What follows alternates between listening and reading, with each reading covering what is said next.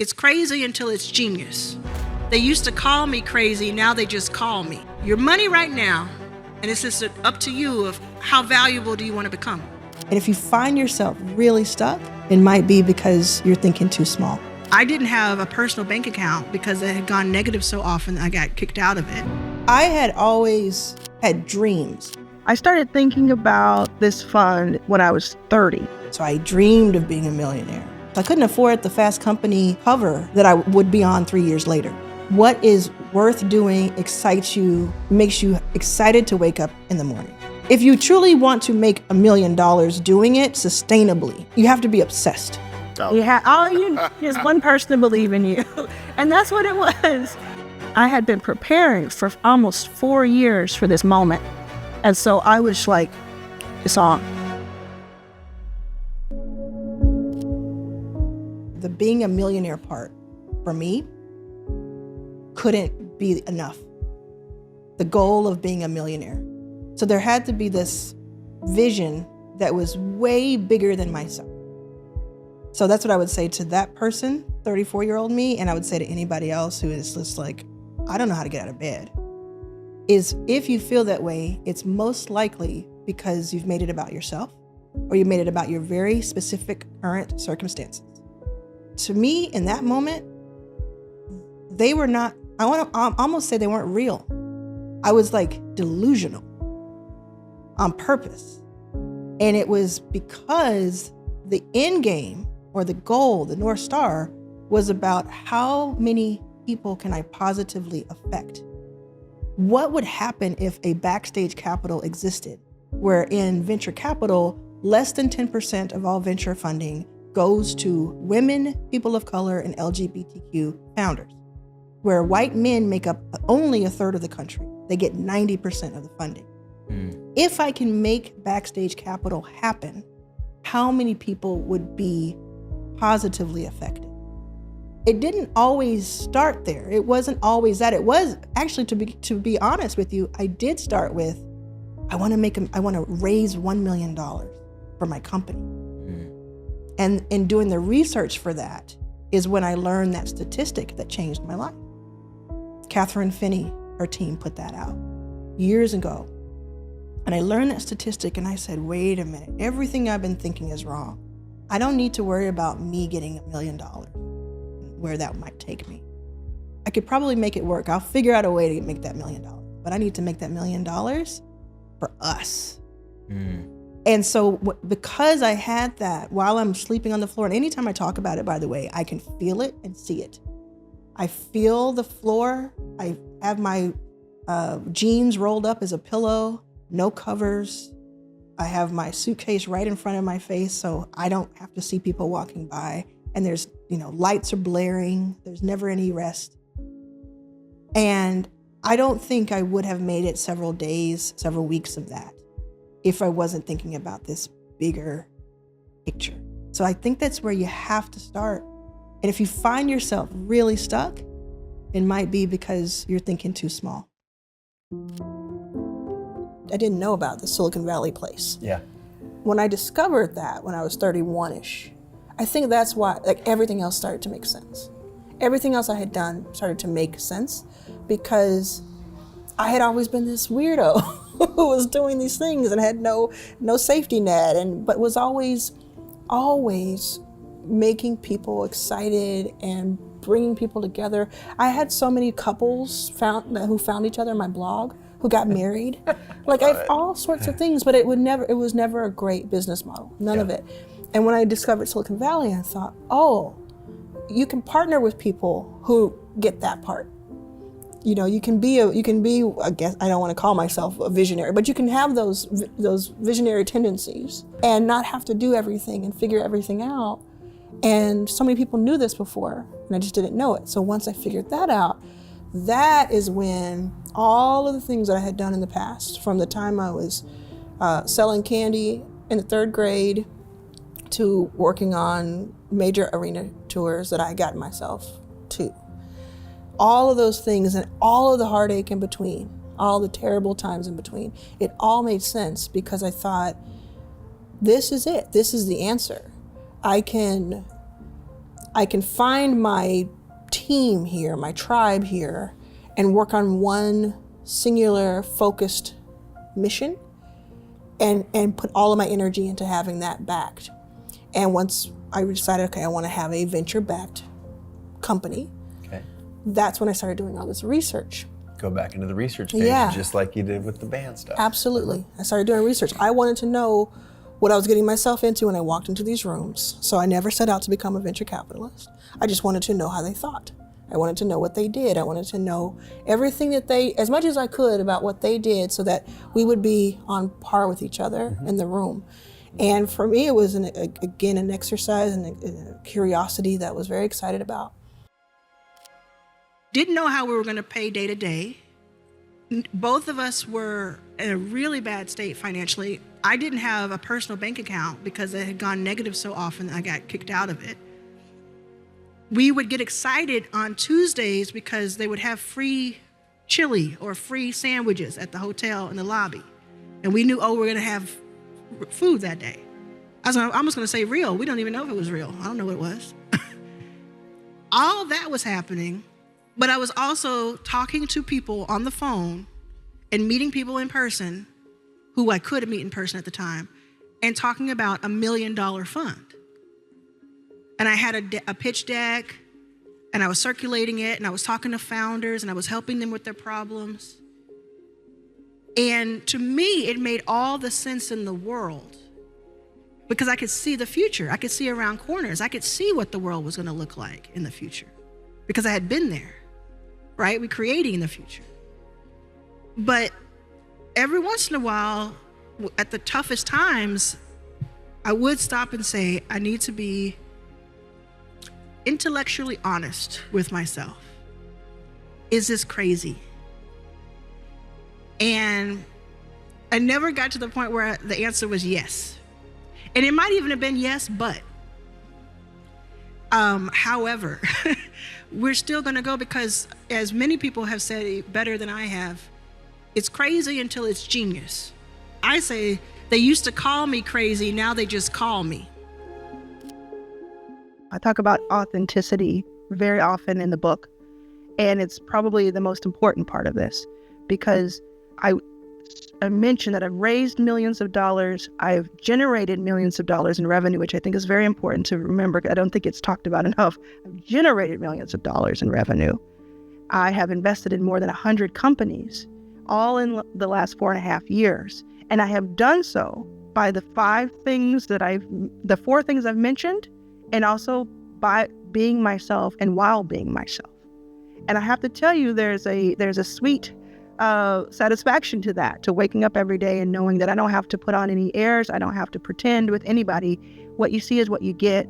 And it's I wouldn't have it any other way. And it also proves that if someone with no college education, no financial background, no connections in Silicon Valley, but all the authenticity in the world and all the sincerity in the world and the execution in the world can make this happen in less than 5 years, then you certainly can make something happen in what you want to do.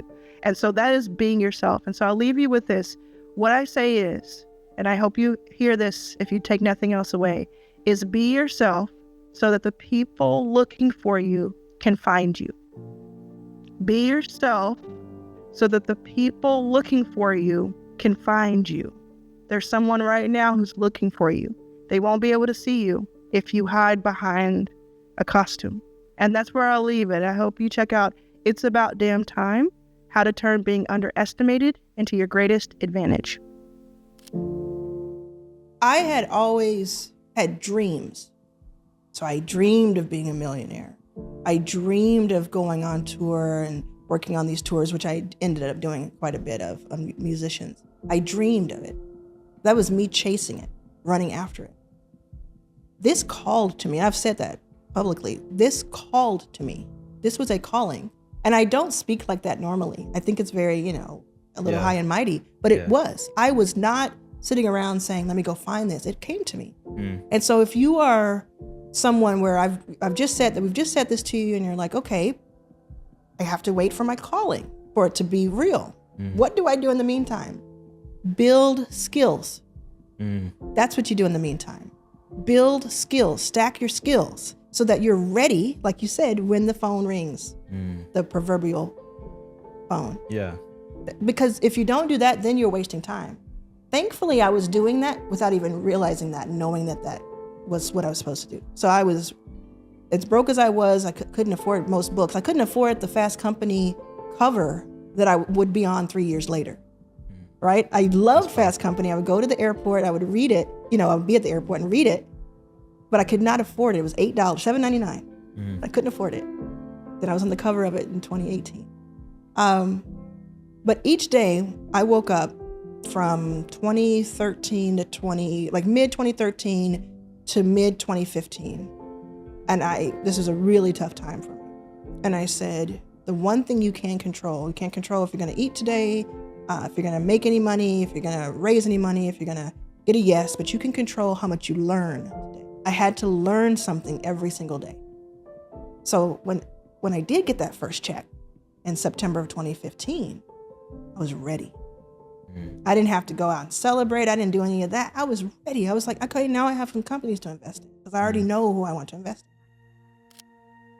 in. After just years, I started thinking about this fund when I was 30. I will be 40 this year. And every day since I started thinking about it, I've been gaining information. I've been talking to people. I've been researching. I've been reading, been listening. I've been observing, all of that. And when you have that much information in your head and you've been around that many people in a space, that's where a lot of the confidence comes from. And so I just recommend, if someone feels like really like they don't know, if they just feel really shaky, start with learning about what you want to be an expert on.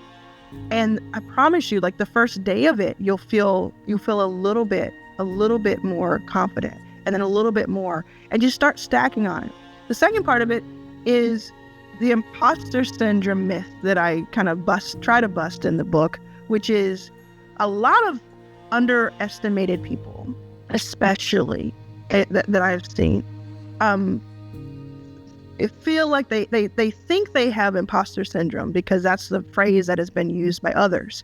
But I believe a lot of imposter syndrome is sort of kind of a gaslighting of us, because like Michelle, like I mentioned in the conversation, like Michelle Obama, who we all look up to and know as a confident woman, as a bold woman, as an intelligent woman, caring person. She would go into these rooms, and maybe at the beginning, she talks a lot about at the beginning, she was a little bit intimidated, but she spent some time with the people in the rooms who'd gotten into the rooms, and she's like, wait a minute, a lot of this, I outdo them.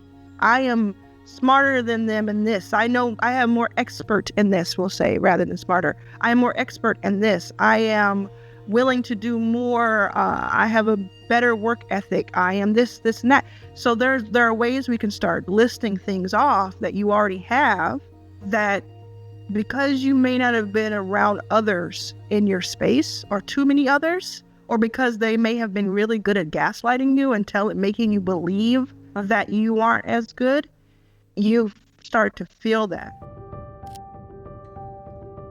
Let's be really honest. Let's be super honest here.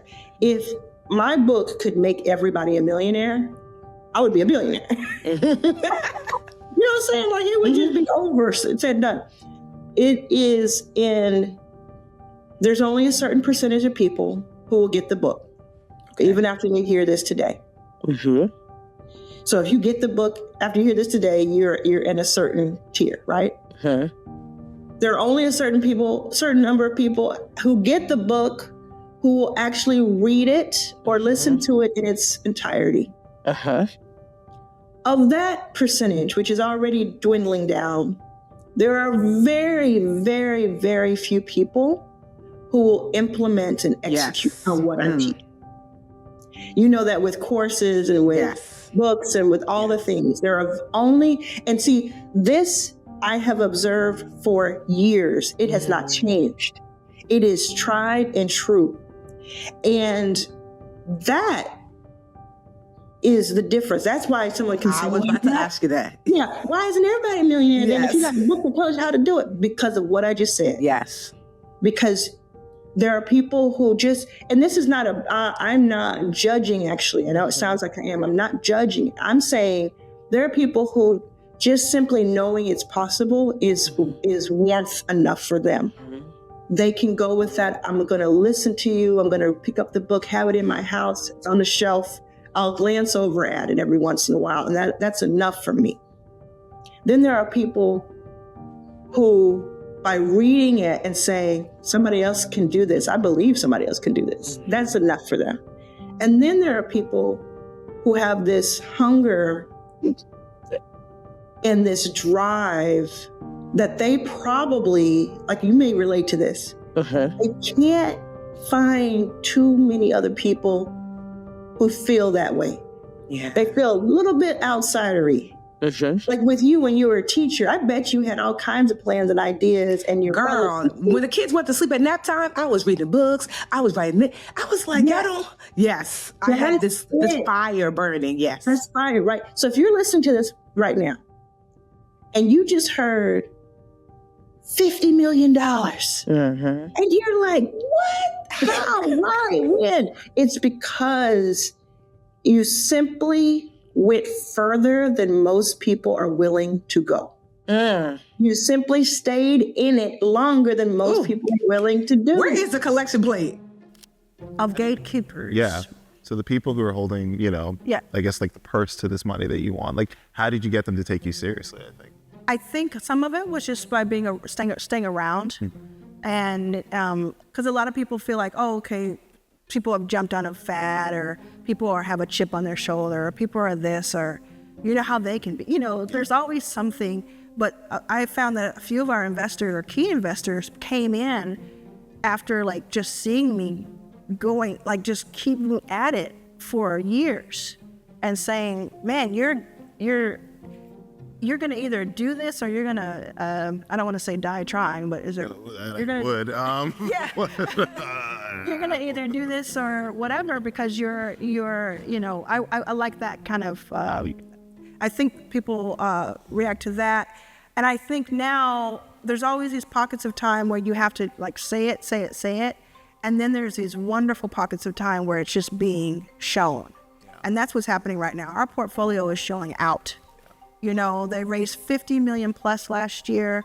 They're booking deals. They're gaining customers. They're hitting their Series A. I get once every 2 or 3 weeks, I'll get an email that says, go collect your Series A.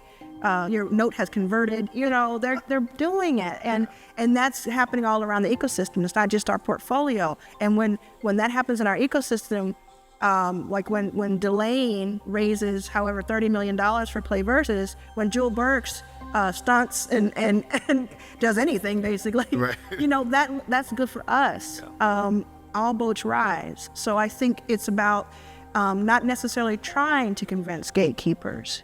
It's about like, you'll see if you can believe us or not, but you'll see eventually either way. So her name is Susan Kimberlin. I'll talk about her anytime anybody asks, because I just adore her and she's so awesome. And like I said, she didn't put in like tons and tons of money, but it was just that, when you have, it's like Lady Gaga says, you have there's one person to believe in you. And that's what it was.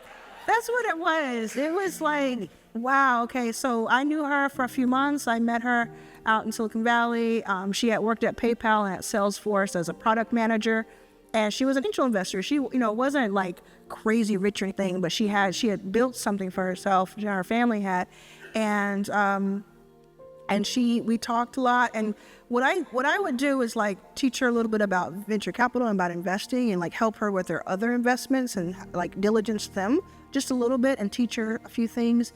And I asked her early on, and at first she actually said yes much earlier than we actually had the transaction. She said yes in May 2015, and I was like, okay, cool, amazing, I've been working on this for 3 years, let's go. And I was like, okay, so here, I emailed her the wire information. I'm like, here we go. And I did have a lawyer who was working for free for me, and so he was about to send over the docs and everything. And I sent the wire information, and she called me and she's like, I can't do this. I can't do it. And I said, why, Susan? And she said, this is your mother's personal bank account? Oh. What is this? So I was a mess. Because I had been homeless, y'all, so I didn't have like a bank account. And I was just like, I know my mom is, she can take it out and we can put it in a real account. We can start a business account, but we have to start somewhere. Right. It was a whole thing. I wasn't thinking right because I was thinking about other stuff and everything else we were doing. And so she's like, yeah, I'm going to pass. So then we spent 3 months just talking, and it wasn't that pressure of, will you invest? Because I knew she wasn't. You know, it was just like, I'll tell you about how I'm doing. You tell me about, you know, what you're working on. And then a few weeks later, you know, she brought it back up again, and I was like, I definitely haven't had any investors, and I would definitely like to try again. And the day that you said no to me, I got a bank account. So I'm ready to go. So it was September 15th, 2015 that she said yes, and September 15th that she wired. And it felt amazing, and it felt right. I felt I wasn't partying or like jumping up and down. I was stoked. But I had been preparing for almost 4 years for this moment.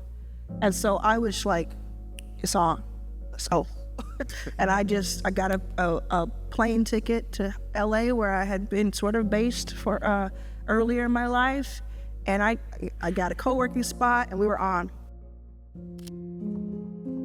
There's different versions of what you should do in this moment. Like if you got to eat, there's nothing wrong with being an Uber driver or a Lyft driver. There's nothing wrong with door dashing, make ends meet, or working the 9 to 5 or doing the corporate gig like you're doing. And over time, building up to something else, right? I don't want anybody to think that I think that you shouldn't, that you have to go all in all at once. That's another thing that's important. You want to have some combination of starting with what fulfills you.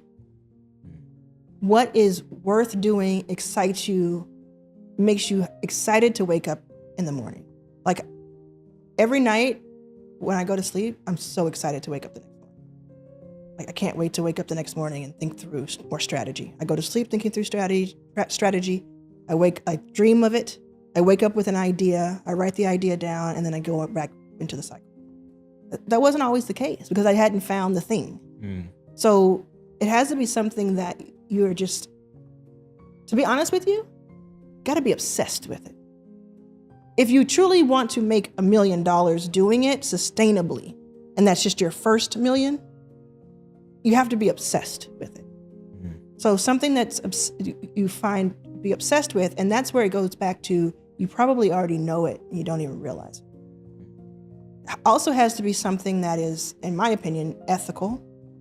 Something that helps someone else, because again, that'll keep you going. That'll be the buoy. I think the word is buoy, that keeps you afloat when things are tough. Has to be something that makes money, and it has to be something that, I'm going to say this, it might come out the wrong way. It can't be something that you only sell to broke people. It has to be something like a lot of people I talk to, they have this idea like something fulfills them, but they're like, and I want, I'm going to be the cheapest version of it. And, I'm going to make it really accessible for so many people because I want people to come up. You make it really accessible to so many people and it's so cheap. It's not going to be sustainable in a good business model, and you won't be able to keep doing it. And therefore you won't help any of the people you want to help. So it has to be something that is actually valuable. Something that's valuable to someone else, so valuable that they'll spend actual money, like real dollars. You want to kind of lock yourself in a room, go on a staycation, do what you got to do. Pen to paper. What's fulfilling to me? What's something that is helpful to others, valuable to others, ethical? What's something that has a higher price point ultimately, or a version of it has a higher price point that I can get to? Because you think about the Tesla model.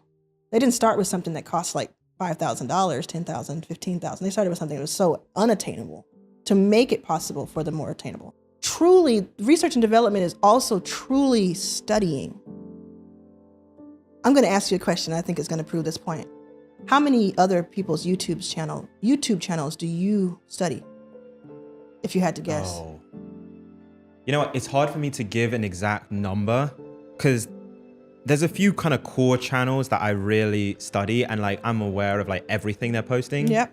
But then I use YouTube so much Yeah. that I'm actually studying like even the smallest channels. Yes. You're proving my point. Yeah. Do you know, you probably don't even realize this because it's just automatic to you. You're studying. Of course, I'm going to study the thing almost obsessively probably that I'm trying to excel in. Most people don't. Most people couldn't tell you their competition if their life depended on it. And I know this. Why? Because I get pitched every single day of my life by multiple people. And I ask that question often. Who's your biggest competition? We don't have any. Okay, bye. Yeah. Because you're wrong. Yeah. Because the obsession is a lot of that is used for the research. And it doesn't stop at any point. It just gets you started and you never stop researching. So you're learning about it. You're always leveling up, but you're figuring that part out to get you going. And you are going to start off, if you're talking about people who are just starting, you are going to start off with lower stakes, lower risk things, and just give it a try. Because if you can take on all of the risk for yourself, whereas if it doesn't work out, only thing that was hurt was maybe your ego, then you're rich.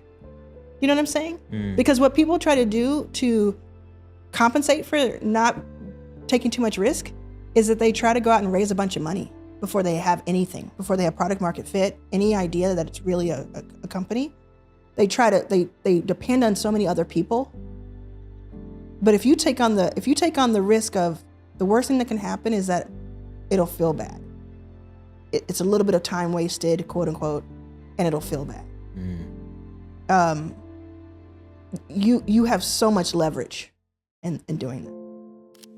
I think Susan and then later several people invested, but Mark Cuban came in and has invested $6 million of that $30 million into the fund.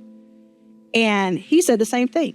I didn't even have to say it to him. I said, why did you invest the money in the fund when you don't like investing in other people's funds? He said, you'll be in rooms I'll never be in. So you said it on my show, on my podcast. So that everybody here has a value. You are money. You're money right now. And it's just up to you of how valuable do you want to become? What do you want your net worth to be when it comes to the information that you have, the rooms you can get yourself into, and what you're willing to do ethically and sustainably and with kindness, but will go that extra mile? What are you willing to do?